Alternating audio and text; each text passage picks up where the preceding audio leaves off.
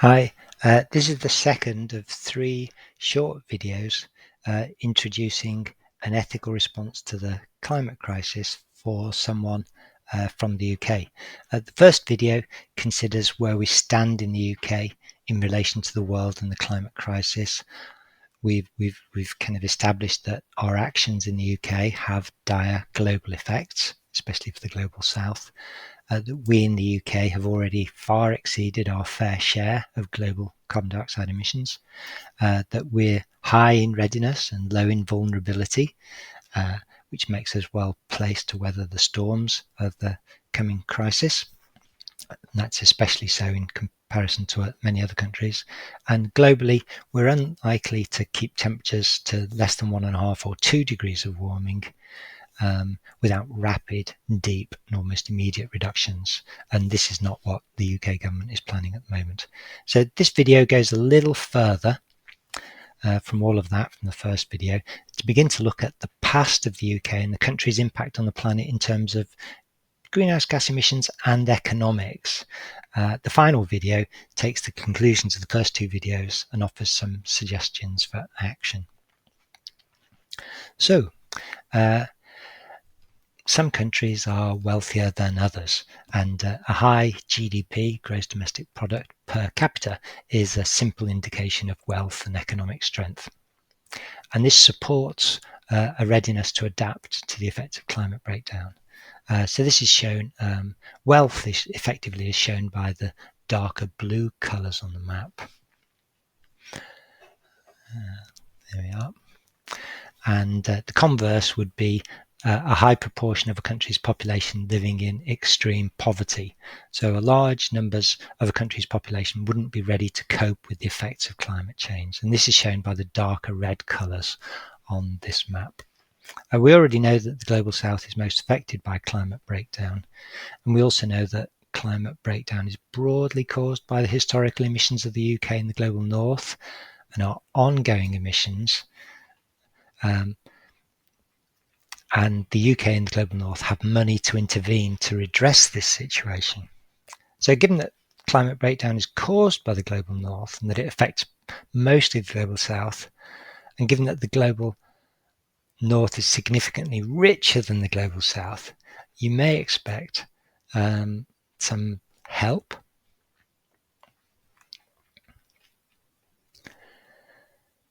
And that would be for the loss and the damage caused.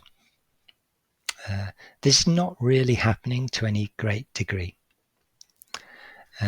We're all in the same storm, but not in the same boat. So another quick review. We know that we've exceeded our fair shares. We know that the global south are most affected. We know that deep cuts are required in emissions, and that we know that we're vastly wealthier but not helping. So how can we think about acting to reduce the impacts of climate breakdown? Before we can do this, we need to add some more context. Okay, so first of all, within the global south, there are also the MAPA, or the MAPA, the most affected people in the most affected areas. So the effects of climate breakdown are not uniform. Even within the low income or the low middle income countries, the effects are experienced differently by different people. So this differential impact exacerbates the suffering of many millions of people. So, and these people who are most affected are going to be the marginalized, the youth, women, indigenous communities, and people from LGBTQ plus communities, and the elderly, and particularly low-income households. All the while, we continue to emit in the global north. But how can it be that so many people will suffer so badly from climate breakdown and others less so?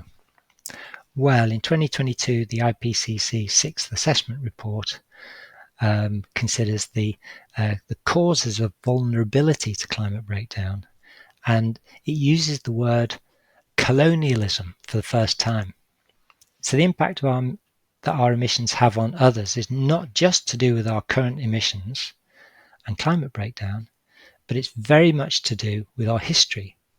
For the UK, this means our colonial history and the British Empire.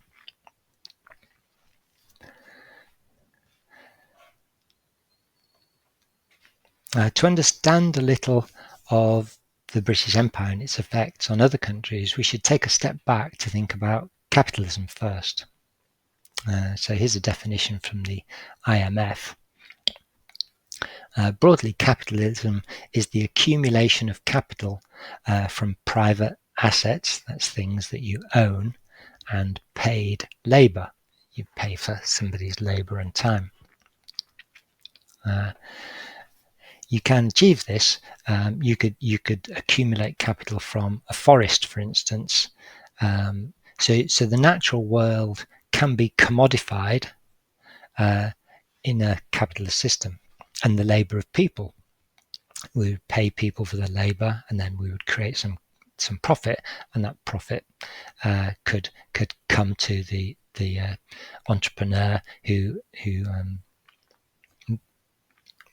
is the capitalist, I guess. So the accumulation of capital, this is what capitalism's all about. That's at its heart. It naturally brings wealth and resources to the home of the enterprise. This is a simplified description of capitalism, but it's good enough for our purposes, I think. So what's colonialism? Well, one person has suggested that it's capitalism on steroids. Right.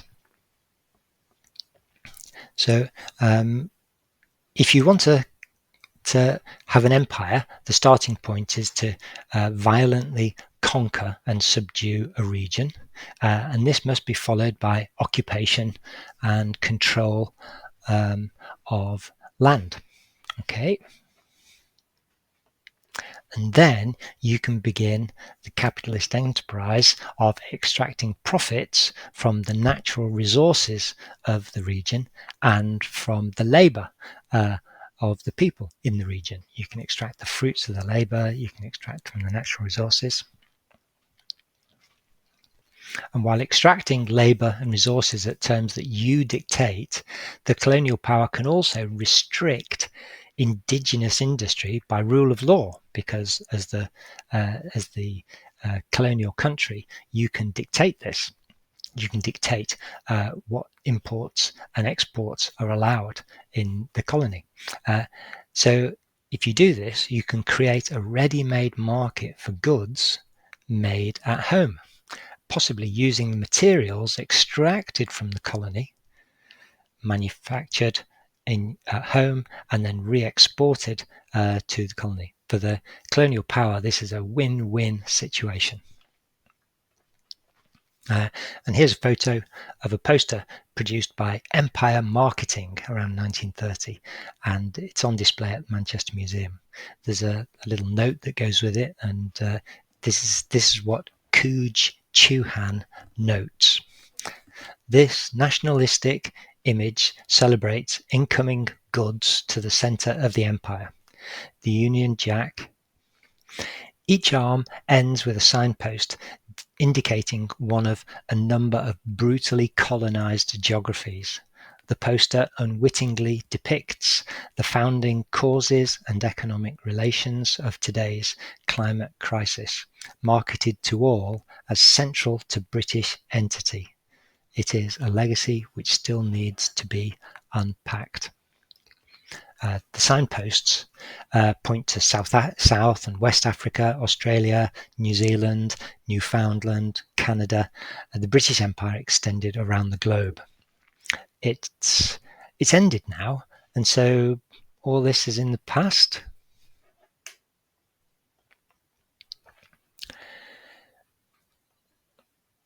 In fact, isn't it now the case that we in the global north assist the global south in their development? Well, some aid is given, and however, the costs are already dwarfed by the loss and damage due to climate breakdown, remember, caused by the global north and not the global south. These figures are from 2017 from a book by Jason Hickel, and I believe that each year these costs are likely to grow. But climate breakdown isn't the only outflow of cash from the global south. So ongoing patterns of wealth extraction from colonial times continue as poor countries are integrated into the global economic system on unequal terms and with unfair trade deals, with debt interest payments, tax evasion, land grabs, and more. This figure doesn't capture the whole picture. There are even more, but a little complicated to explain, outflows of cash from the global south. You can see the development aid budget is dwarfed by other payments. Here are two graphs. I'll just talk about the bottom graph, as that still covers a large number of people living in many countries. We can compare the GDP per capita in the UK and the GDP per capita of the low income countries. Since 1990, economic growth in the UK has not been spectacular. It's not matched the growth of the UK over the latter half of the 20th century. However, we'll take it as and take a trend from the data from 1990. And if we project that forward, we can see that from 2000 to the end of the century, we'll double our wealth. Whereas if we look at the low-income countries, we can see that that this line broadly flatlines, and very little change is expected by the end of the century. So there is a narrative that current global economic systems are in fact a success, because since 1990, millions of people have been lifted from extreme poverty. Yes, this is partially true, and most of these people have been in China, which has been strong enough to follow its own path and resist the unfair trade agreements and structural adjustment programs, etc., of the IMF or World Bank.